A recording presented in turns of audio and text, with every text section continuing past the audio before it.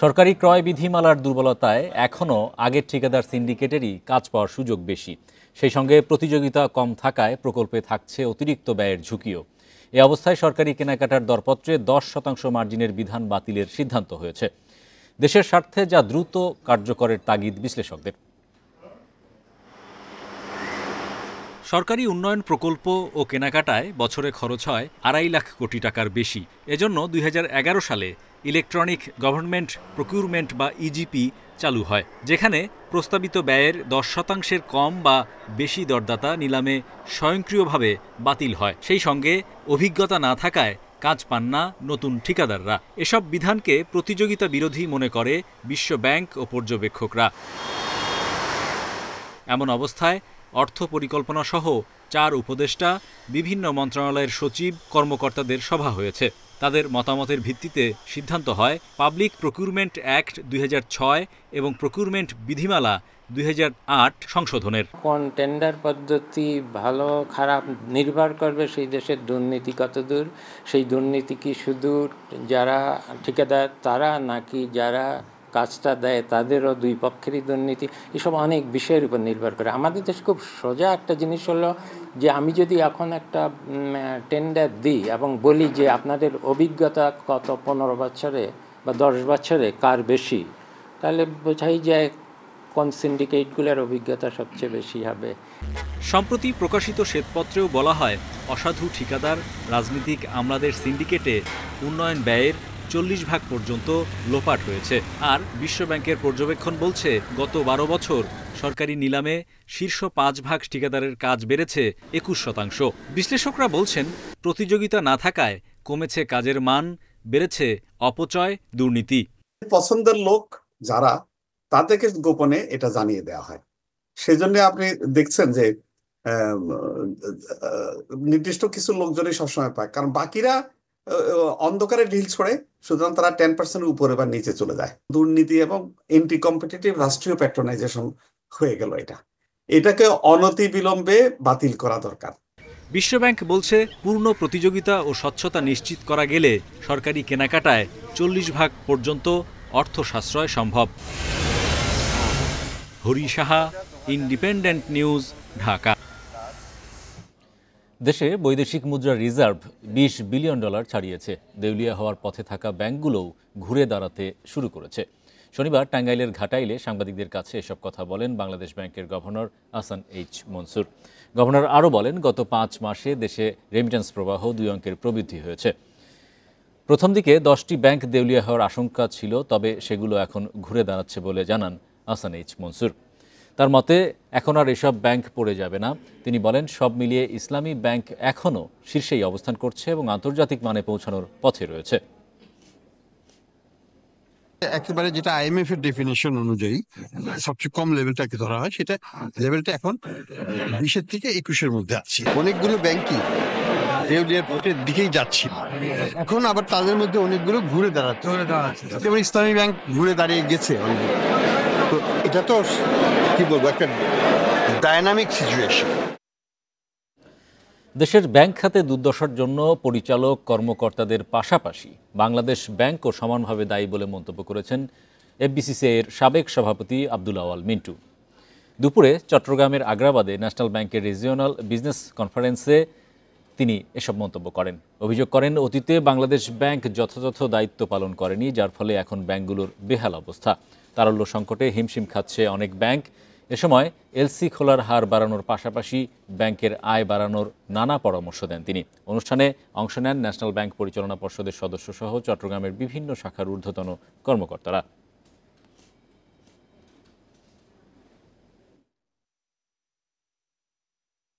আজকে ব্যাংকের যে দুর্দশা, শুধু ন্যাশনাল ব্যাংক না, আরো ব্যাংকের কথা বলতেছি, এই দুর্দশার জন্য যত না আমাদের ডাইরেক্টররা দায়ী, যত না ম্যানেজাররা দায়ী, সবাই কিন্তু দায়ী। কেউ কিন্তু যে দায়ী না তা না, বাংলাদেশ ব্যাংক অতটুকুই দায়ী।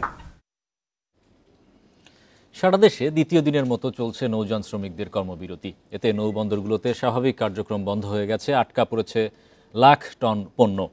এতে ক্ষতিগ্রস্ত হচ্ছে ব্যবসা বাণিজ্য। নৌযান শ্রমিক ফেডারেশনের ডাকে সারা দেশে চলছে নৌযান শ্রমিকদের কর্মবিরতি। শনিবার দ্বিতীয় দিনে কর্মসূচির প্রভাব আরও স্পষ্ট হয়ে ওঠে বিভিন্ন নৌবন্দরে। চট্টগ্রাম বন্দরের বহির্নোঙর ও 17টি ঘাটে আটকা পড়েছে 4.5 লাখ টন পণ্য। শ্রমিকরা জানিয়েছেন, চাঁদপুরে নাবিকসহ 7 ক্রু হত্যার সুষ্ঠু বিচার না হওয়া পর্যন্ত কর্মবিরতি চলবে। আমাদের মূল দাবি হলো হত্যাকারীদের গ্রেপ্তার করে আইনের আওতায় আনতে হবে। আমরা চাই এখনই সমাধা হয়ে যাক। আমাদের দাবিগুলো যদি রাষ্ট্র এখন মানে, আমরা এখন থেকে আমাদের শ্রমিকেরা কর্মতে চলে যাবে। আমরাও চাই না যে ওরা বকে বসে থাকুক, কিন্তু ওরা শ্রমিক, আমরাও শ্রমিক। ওরা এখন আমাদেরকে বলতেছে আপনারা যে শ্রমিক, আমরাও শ্রমিক। আমার বাইরে যখন হত্যা হয়েছে, ওদের বিচার না হওয়া পর্যন্ত আমরা কষ্ট হলো আমরা ধৈর্য ধরবো, কোনো সমস্যা নেই। খুলনা, মংলা ও নওপাড়া নৌবন্দরে কর্মবিরতির কারণে আটকা পড়েছে শতাধিক জাহাজ। এসব জাহাজে সার, কয়লা, তেল, পাথর সহ নানা পণ্য রয়েছে। যতক্ষণ পর্যন্ত এর সুষ্ঠু সমাধান বিচার না হবে ততক্ষণ কর্মবিরতি চলবে। আমাদের এটা দাবি দেওয়া বা শ্রমিকদের ক্ষতিপূরণ না দেয় সে পর্যন্ত আমাদের কর্মবিরতি চলবে। চাঁদপুরে নৌযান শ্রমিকদের কর্মবিরতির কারণে 2 দিন ধরে পাবনা ও ফরিদপুর অঞ্চল থেকে চাল, ডাল, পেঁয়াজ, আলু, চিনি সহ বিভিন্ন পণ্য আনা যায়নি। এতে জেলায় এসব পণ্যের দাম বাড়ার আশঙ্কা দেখা দিয়েছে। এছাড়া জেলার 15টি ছোট বড় ঘাটে আটকা পড়েছে প্রায় 550 জাহাজ। তেল, আলু, পেঁয়াজ এবং কাঁচামাল, কাঁচা তরকারি এগুলিও আসে, এই 2 দিন ধরে আসে না। এই কারণে দাম বাড়তে পারে। কোনো আমদানি রপ্তানি হচ্ছে না, কোনো আমদানি হইতেছে না, যার কারণে সর্বকিছুর দাম বৃদ্ধি পাইতেছে। লক্ষ্মীপুরে মজু চৌধুরীর হাট, চর আবদুল্লাহ, চর গজারিয়ায় পণ্যবাহী শতাধিক লাইটারের জাহাজ আটকা পড়েছে শ্রমিকদের ধর্মঘটে। Sadequr Rahman Siddiqui, Independent News. এদিকে ভরা মৌসুমে পেঁয়াজ আমদানি না করার দাবিতে মানববন্ধন হয়েছে মেহেরপুরে। সকাল 10টার দিকে গাংনী উপজেলার রাজাপুর এলাকায় কর্মসূচি পালন করেন কৃষকরা। এ সময় তারা বলেন, চলতি মৌসুমে দ্বিগুণ দামে বীজ কিনে পেঁয়াজ চাষ করেছে কৃষকরা। 1 বিঘা পেঁয়াজ চাষে 80 থেকে 90 হাজার টাকা খরচ হয়েছে তাদের। এখন ভরা মৌসুমে আমদানি করা হলে লোকসানে পড়বেন তারা। এই মুহূর্তে পেঁয়াজ আমদানি না করার দাবি তাদের।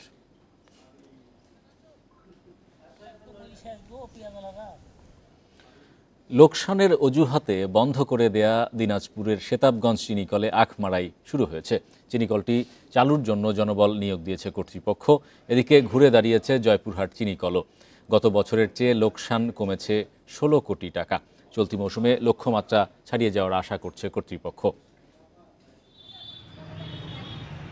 2020 সালে বন্ধ হয়ে যায় উত্তরবঙ্গের দ্বিতীয় বৃহত্তম দিনাজপুরের সেতাবগঞ্জ চিনিকল। বেকার হয়ে পড়েন হাজার হাজার শ্রমিক কর্মচারী। বন্ধ হয়ে যায় জেলার সবচেয়ে বড় কর্মসংস্থানের পথ। সরকার পরিবর্তনের পরেই বন্ধ চিনিকলগুলো চালুর উদ্যোগ নেওয়া হয়। গত 15 ডিসেম্বর সেতাবগঞ্জ চিনিকলে আখমারাই শুরু হয়। চিনিকলটি লাভজনকভাবে পরিচালনার আশা করছে কর্তৃপক্ষ। ধাপে ধাপে আমরা উৎপাদনের দিকে যাব। প্রাথমিক এই 24-25 রোপণ মৌসুমে আখ রোপণের কার্যক্রম আমরা শুরু করেছি। যেহেতু এটা একটা দীর্ঘমেয়াদী প্রক্রিয়া এবং কারখানা 4 বছর যাবৎ বন্ধ থাকার কারণে তাৎক্ষণিকভাবে সেটা আমরা উৎপাদনে যেতে পারবো না। চলতি বছর 20 ডিসেম্বর থেকে জয়পুরহাটে আখমারাই শুরু হয়েছে। গত 1 বছরের লোকসান ছিল প্রায় 70 কোটি টাকা। এবার লোকসানের পরিমাণ কমেছে 16 কোটি টাকা। আখের মূল্যটা ভালো পাচ্ছি, যা বিধায় আমরা আবার আখ শুরু করেছি। ইনশাআল্লাহ আমি প্রতি বছরই না কম বেশি, এবছর আমি 2 একর লাগাবো। গত বছর দাম পাচ্ছি এবং টাকা পয়সা নেন ক্লিয়ার, এজন্য 1 একর কুশার এই বছর আবার লাগাইছি। রংপুরে বন্ধ হয়ে যাওয়া শ্যামপুর এবং গাইবান্ধার মহিমাগঞ্জ চিনিকলের আখ নিয়ে চলবে দেশের বৃহত্তম জয়পুরহাট চিনিকল। অন্যান্য যে কোনো ফসলের তুলনায় আখ আবাদ করে বেশি লাভবান হবে এবং এই উত্তর ভারশীল প্রতিষ্ঠানটি বর্তমানে যে 1 মাস 1.5 মাস চলতেছে, এটা ইনশাআল্লাহ আগামীতে 3 মাস 3.5 মাস চলতে পারবে।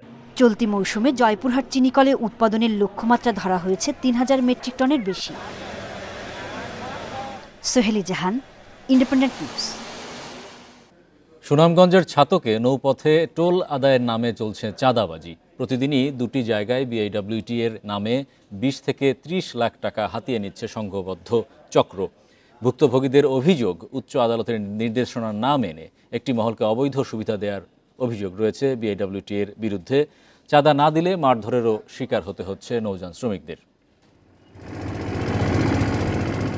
নৌযান থামিয়ে এভাবে সুনামগঞ্জের ছাতকে চাঁদা আদায় করছে সংঘবদ্ধ একটি চক্র।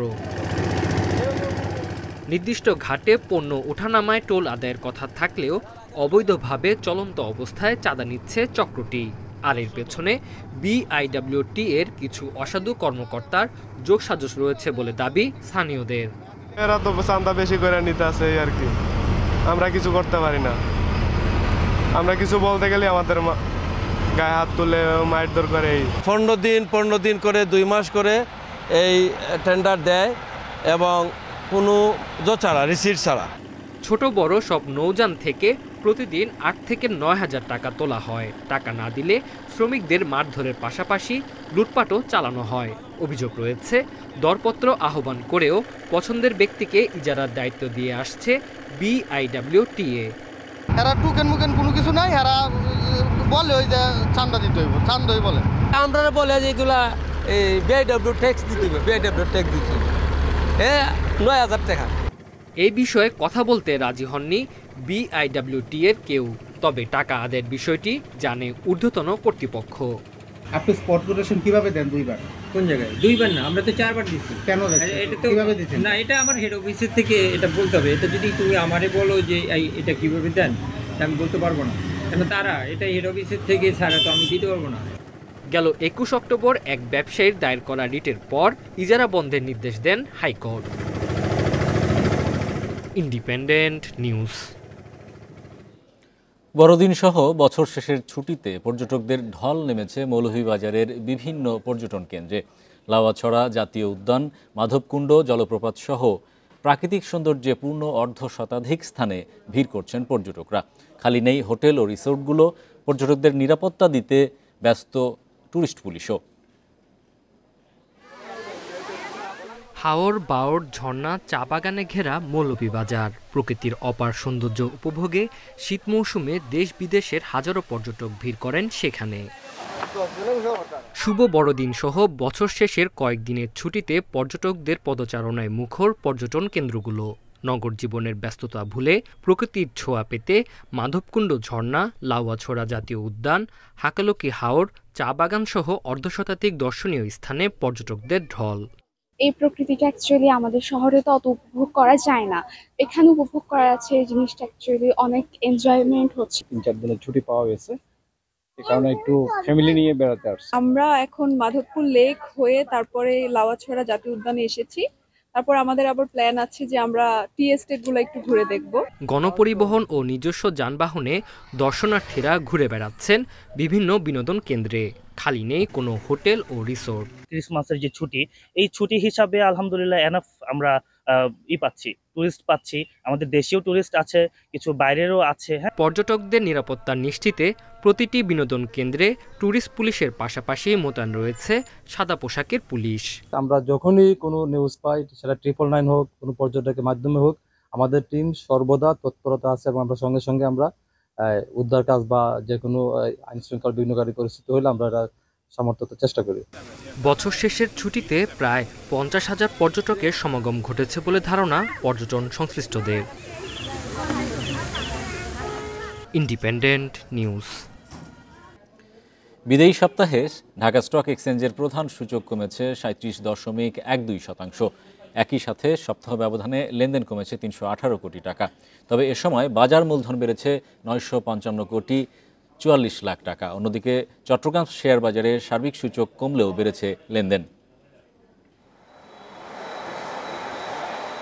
বিদায়ী সপ্তাহে 4 কার্যদিবসের মধ্যে 3 দিনই সূচক কমেছে ঢাকার শেয়ার বাজারে। এতে চলতি সপ্তাহে ডিএসইএক্স সূচক কমেছে 37.12%। সপ্তাহ শেষে অবস্থান করছে 5184 পয়েন্টে।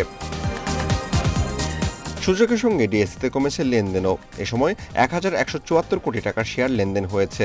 আগের সপ্তাহে লেনদেন ছিল 1492 কোটি টাকা। সপ্তাহের ব্যবধানে ডিএসইতে লেনদেন কমেছে 318 কোটি 14 লাখ টাকা। তবে বিদায়ী সপ্তাহে বাজার মূলধন বেড়েছে 955 কোটি টাকা বা 0.14%। প্রথম কার্যদিবসে লেনদেন শুরুর আগে ডিএসইর বাজার মূলধন ছিল 6,59,205 কোটি টাকা। শেষ কার্যদিবসে বাজার মূলধন দাঁড়িয়েছে 6,60,160 কোটি টাকা। বিদায়ী সপ্তাহে হাত বদলে অংশ নেওয়া 396টি কোম্পানি ও মিউচুয়াল ফান্ডের মধ্যে দর বেড়েছে 101টির, কমেছে 250টির এবং অপরিবর্তিত রয়েছে 45টির প্রতিষ্ঠানের শেয়ার দর। সপ্তাহ জুড়ে সবচেয়ে বেশি লেনদেন হওয়া প্রতিষ্ঠানের তালিকায় প্রথম অবস্থানে আছে ওরিয়ন ইনফিউশন, দ্বিতীয় রবি এবং তৃতীয় অবস্থানে আছে বাংলাদেশ শিপিং কর্পোরেশন। শতাংশের দিক থেকে দর বৃদ্ধির তালিকায় প্রথম অবস্থানে আছে শার্প ইন্ডাস্ট্রিজ, দ্বিতীয় রেনউইক এবং তৃতীয় অবস্থানে আছে গোল্ডেন হারভেস্ট। অন্যদিকে বিদায়ী সপ্তাহে চট্টগ্রাম স্টক এক্সচেঞ্জের সার্বিক সূচক 87 পয়েন্ট কমে অবস্থান করছে 14,435 পয়েন্টে। সপ্তাহ জুড়ে লেনদেন হয় 388 কোটি 17 লাখ টাকা। Amirul Islam, independent news. এই ছিল আজকের অর্থনীতি সারাদিনে। ইন্ডিপেন্ডেন্ট টেলিভিশন সব খবর জানতে চোখ রাখুন ফেসবুক, ইউটিউব এবং এক্সে। আমন্ত্রণ আমাদের পরের আয়োজনে।